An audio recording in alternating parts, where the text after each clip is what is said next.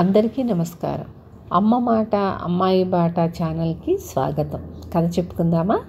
పుణ్యకార్యం బేతాళ కథలు. మొదటిసారిగా వింటున్నట్లయితే సబ్స్క్రైబ్ చేసుకోండి, లైక్ చేసి షేర్ చేయండి, పక్కనున్న బెల్ సింబల్ని ప్రెస్ చేయండి. నేను చేసే కొత్త వీడియోస్ మీకు నోటిఫికేషన్స్ వస్తాయి ముందుగానే. మొదలు పెట్టుకుందామా? పుణ్యకార్యం. పట్టుదల వదలని విక్రమార్కుడు చెట్టు వద్దకు తిరిగి వెళ్ళి చెట్టుపై నుంచి శవాన్ని దించి భుజాన వేసుకొని ఎప్పటిలాగే మౌనంగా శ్మశానం కేసి నడవసాగాడు. అప్పుడు శవంలోని బేతాళుడు, రాజా, నువ్వు ఉదారవంతుడివే కాక పుణ్యకార్యాల పట్ల ఆసక్తి గలవాడిలా కూడా కనిపిస్తున్నావు. పుణ్యకార్యాలనేవి చేసిన వాళ్లకే కాక సమాజానికి కూడా మేలు కలిగించగలవు. కానీ ఏ పుణ్యకార్యాలు చెయ్యని వాళ్ళు ఒక్కొక్కసారి దేవుడి దయకు పాత్రులు కావటం ఆశ్చర్యం కలిగిస్తుంది. ఇందుకు ఉదాహరణగా ఒక ధనలోభి, రాటు తేలిన దొంగ కథ చెబుతాను. శ్రమ తెలియకుండా విను అంటూ ఇలా చెప్పసాగాడు. పాటలీపుత్ర నగరంలోని లోపచంద్రుడనే ధనికుడికి ఏదో తెలియని జబ్బు చేసింది. వైద్యులెవ్వరూ ఆయన జబ్బును కుదర్చలేకపోయారు. ఒక రోజున ఆయన ఇంటికి ఒక సాధువు వచ్చి లోపచంద్రుణ్ణి చూసి, నువ్వు ధన వ్యామోహంతో పుణ్యకార్యాలు చెయ్యలేదు సరికదా, ఎన్నో పాపకార్యాలు చేశావు. ఆ పాపాలే నిన్నిప్పుడు వ్యాధి రూపంలో పట్టి పీడిస్తున్నాయి. పుణ్యం తప్ప ఏ మందు నీ వ్యాధిని కుదర్చలేదు. ఇక మీదట పుణ్యకార్యాలు చెయ్యి అని చెప్పాడు. పుణ్యకార్యాలంటే ఏమిటో తమరే సెలవివ్వండి స్వామి అని అడిగాడు లోపచంద్రుడు. మనస్ఫూర్తిగా నువ్వు చేయగల ఏ మంచి పనినైనా పుణ్యకార్యమే అవుతుంది అని చెప్పి సాధువు వెళ్ళిపోయాడు. అప్పుడు లోపచంద్రుడి కుటుంబ సభ్యులందరూ ఆయన దగ్గర చేరారు. ఆయనకు 2 కొడుకులు, 2 కూతుళ్ళు ఉన్నారు. అన్నదానం చేద్దాం అన్నది లోపచంద్రుడి భార్య చంద్రావతి. అన్నదానం అంటే అవతలి మనిషికి తృప్తిగా భోజనం పెట్టాలి. మన ఇంట్లో మనమే తృప్తిగా భోజనం చెయ్యడం లేదు. అలాంటప్పుడు మనస్ఫూర్తిగా ఇతరులకు భోజనం పెట్టలేం కదా. ఇంకేదైనా పుణ్యకార్యం ఆలోచించండి అన్నాడు లోపచంద్రుడు. అందరూ తలా ఒక సూచన ఇవ్వసాగారు. ఒకరు వస్త్రదానం అన్నారు, ఇంకొకరు విద్యాదానం చాలా ఉత్తమం అన్నారు, మరొకరు కన్యాదాతలకు సాయపడాలన్నారు, వేరొకరు డబ్బునే దానం చెయ్యాలన్నారు. ఆఖరుకు లోపచంద్రుడి భార్య చంద్రావతి, పోనీ తీర్థయాత్రలు చేసి రావడం బావుంటుందేమో, అందరూ దేవుళ్లను చూడడానికి మించిన పుణ్యం వేరే ఎక్కడ ఉంటుంది అన్నది. ఇది వింటూనే లోపచంద్రుడు, దేవుణ్ణి చూడడానికి తీర్థయాత్రలు చెయ్యనవసరం లేదు, ఎన్ని రూపాలున్నా దేవుడొక్కడే అని శాస్త్రాలు చెబుతున్నాయి. కాబట్టి మీరందరూ ప్రతిరోజు మన ఊరి ఆలయంలోని రాముణ్ణి నా జబ్బు కుదర్చవలసిందిగా ప్రార్థించండి, ఆ పుణ్యం చాలు మనకు అన్నాడు. దేనికి డబ్బు ఖర్చు కావటం ఇష్టం లేక లోపచంద్రుడు ఇలా అన్నట్లు అందరికీ అర్థమయ్యింది. అతడి మాట కాదనలేక అందరూ సరేనన్నారు. అయితే లోపచంద్రుడి అనారోగ్యంలో మాత్రం ఏ మార్పు రావడం లేదు. ఆ సాధువు చెప్పింది అబద్ధం. వ్యాపారపు గొడవల్లో పడి నేనేనాడూ దేవుణ్ణి తలచలేదు, అదే నేను చేసిన పాపం. ఇప్పుడు రోజూ నేను దేవుణ్ణి తలుచుకుంటాను, మీరంతా ప్రార్థనలు చేస్తున్నారు, ఇంతకంటే పుణ్యకార్యం ఏముంటుంది? నా జబ్బుకు కారణం నా పాపాలు కాదు, దురదృష్టం అని లోపచంద్రుడు రోజూ తన వాళ్ళందరికీ చెబుతూ ఉండేవాడు. లోపచంద్రుడి ఇంట్లో తరగని సంపద ఉన్నదన్న విషయం తెలిసిన దొంగ ఒకడున్నాడు. లోపచంద్రుడి ఆరోగ్యం బాగున్నప్పుడు ఆ ఇంట్లో జొరబడే అవకాశం లేదు. ఇప్పుడు కొంచెం తెలివి ఉపయోగిస్తే దొంగతనం చేయవచ్చునని అతడు ఆలోచించి ఒక పథకం వేశాడు. ఆ ప్రకారం వాడు 2 రాత్రులు లోపచంద్రుడి ఇంటికి వెళ్ళాడు. అక్కడ వాడే వస్తువులు దొంగిలించకుండా తాను వచ్చిపోయిన జాడలు ఇంట్లో వాళ్ళు గుర్తించేలా చేశాడు.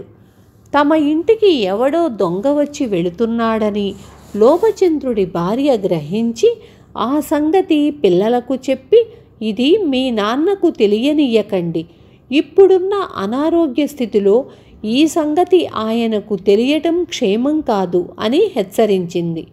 అయితే 3వ రోజున ఆ దొంగ సాధువు వేషంలో లోభచంద్రుడి ఇంటికి వెళ్ళి అతడితో, నీవు నీ కుటుంబం గొప్ప ప్రమాదంలో ఉన్నారు, నిన్ను హెచ్చరించదలిసి వచ్చాను అన్నాడు. ఏం జరిగింది స్వామి అని అడిగాడు లోభచంద్రుడు కంగారు పడిపోతూ. లక్ష్మి చంచల స్వభావం కలది, చాలా కాలంగా నీ ఇంట్లో ఉంటూ వచ్చింది. ఇప్పుడు ఆమె స్థలం మార్పు కోరుతున్నది. అందుకు 2 ప్రయత్నాలు చేసి మనసొప్పక ఆగిపోయింది. గత 2 దినాల్లో నీ ఇంట దొంగతనానికి ప్రయత్నాలు జరిగాయి కదా అన్నాడు దొంగ సాధువు. లోభచంద్రుడు ఇది విని భార్యాబిడ్డలను నిలదీసి అడిగేసరికి వాళ్ళు సాధువు చెప్పింది నిజమే అన్నారు. లోభచంద్రుడు భయపడిపోయి దొంగ సాధువుతో, స్వామి, లక్ష్మిని మా ఇంట నిలిపే మార్గం లేదా అని అడిగాడు. లేకేం ఉన్నది, పంచభక్ష్య పరమాన్నాలతో విందు భోజనం నాకు పెట్టాలి. ఆ తరువాత నేను లక్ష్మీ ఉపాసన చేస్తాను. అది ముగిశాక నేనిచ్చే తీర్థం మీరంతా పుచ్చుకోవాలి. అప్పుడు లక్ష్మి శాశ్వతంగా ఈ ఇంట్లోనే ఉండిపోతుంది అన్నాడు దొంగ సాధువు. లోభచంద్రుడిందుకు ఒప్పుకున్నాడు. ఆ రాత్రి చంద్రావతి చక్కని విందు భోజనం తయారు చేసి దొంగకు పెట్టింది. తరువాత వాడు కొంతసేపు లక్ష్మీ పూజ చేసి ఇంట్లో వాళ్ళందరికీ తీర్థం ఇచ్చాడు. అందులో వాడు మత్తుమందు కలపడంతో వాళ్ళందరూ క్షణాల మీద స్పృహ తప్పి పడిపోయారు. దొంగ అప్పుడు లోభచంద్రుడి తలదిండు కింద ఉన్న ఇనపెట్టె తాళపు చెవులు తీసుకొని దాన్ని తెరిచాడు. అందులో ఉన్న నగలు, బంగారు కాసులు, వెండి సామాగ్రి చూసేసరికి వాడి కళ్ళు చెదిరిపోయాయి. తానిచ్చిన మత్తుమందు సరిగ్గా పనిచెయ్యక ఎవరైనా మేలుకుంటారేమో అని వాడు అందరి ముఖాలకేసి పరీక్షగా చూశాడు. ఆ సమయంలో వాడు చంద్రావతి ముఖం చూస్తూనే గతుక్కుమన్నాడు. ఆమె తనను కన్న తల్లిలా ఆదరించి భోజనం పెట్టడం వాడికి గుర్తు వచ్చింది. ఎంతో అభిమానంతో తృప్తిగా కడుపు నిండుగా భోజనం పెట్టిన ఆ అమ్మ ఇంట్లో నేను దొంగతనం చెయ్యలేను అనుకున్నాడు దొంగ. వాడు ఇనపెట్టె తలుపులు మూసి తాళం వేసి తాళపు చెవులను లోభచంద్రుడి తలదిండు కింద పెట్టాడు. తరువాత వాడక్కడి నుంచి వెళ్ళిపోవాలనుకున్నాడు. కానీ ఇంటిల్లిపాది స్పృహలో లేకపోవడం గుర్తుకు రాగానే ఆగిపోయాడు. ఆ సమయంలో మరే దొంగ అయినా ఇంట ప్రవేశించి దోచుకుపోవచ్చు. అందువల్ల వాడు ఆ రాత్రంతా నిద్రపోకుండా ఇంటికి కాపలా ఉన్నాడు. తెల్లవారగానే అందరికన్నా ముందు చంద్రావతి లేచింది. ఆమె దొంగ సాధువును చూసి నమస్కరించబోయింది. అప్పుడు దొంగ తన కథంతా ఆమెకు చెప్పుకొని, నాలో ఇప్పుడు మార్పు వచ్చింది, ఎక్కడైనా పని దొరికితే దొంగతనాలు మానేస్తాను అన్నాడు. చంద్రావతి వాడి నిజాయితీకి మెచ్చుకొని ఆశ్చర్యపడి, ఈ సంగతి నా భర్తకు చెప్పకు, ఆయన నిన్ను క్షమించడు. ఏమైతేనేమి, నువ్వు చేసిన లక్ష్మీ పూజ నీ నుంచే ఈ ఇంటిని కాపాడింది కదా, అందువల్ల నువ్వు నిజమైన సాధువు కాదన్న విషయం నా భర్తకు తెలియనవసరం లేదు అన్నది. కొంతసేపటికి లోభచంద్రుడికి మెలకువ వచ్చింది. అతడు మంచం మీద నుంచి లేచి ఒకసారి ఇల్లంతా తిరిగి వచ్చి భార్యతో, నేనిప్పుడు మామూలుగానే లేచి తిరగలుగుతున్నాను, లక్ష్మీ పూజ నా జబ్బును కూడా నయం చేసింది అన్నాడు ఉత్సాహంగా.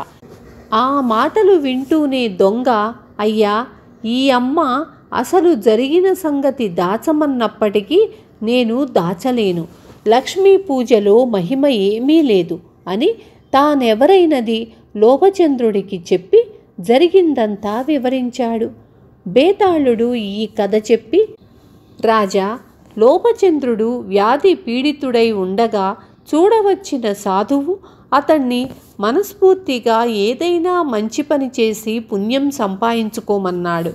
పుణ్యం తప్ప ఏ మందులు అతడి వ్యాధిని కుదర్చలేవని హెచ్చరించాడు కూడా. అయితే లోభచంద్రుడు దొంగకు తృప్తిగా పెట్టించిన భోజనం లక్ష్మిని తన ఇంట నిలుపుకునేటందుకే. అది స్వార్థంతో కూడినది, పుణ్యకార్యం అనిపించుకోదు. అయినప్పటికీ అతడి వ్యాధి నయమయ్యింది. ఇందుకు కారణం ఏమిటి? ఈ సందేహానికి సమాధానం తెలిసి కూడా చెప్పలేకపోయావో నీ తల పగిలిపోతుంది అన్నాడు. దానికి విక్రమార్కుడు, అమృతాన్ని తెలిసి సేవించినా తెలియక సేవించిన అమరత్వం సిద్ధిస్తుంది. అదేవిధంగా పరహితం కోరి చేసే పని స్వార్థంతో కూడినదైనా తప్పక పుణ్యకార్యం అవుతుంది.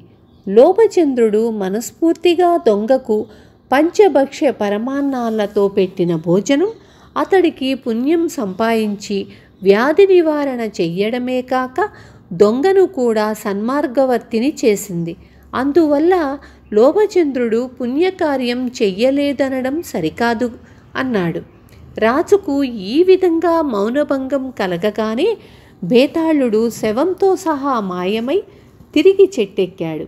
విన్నారు కదా. రేపు మళ్ళీ ఇంకొక మంచి కథతో మీ ముందుకొస్తాను.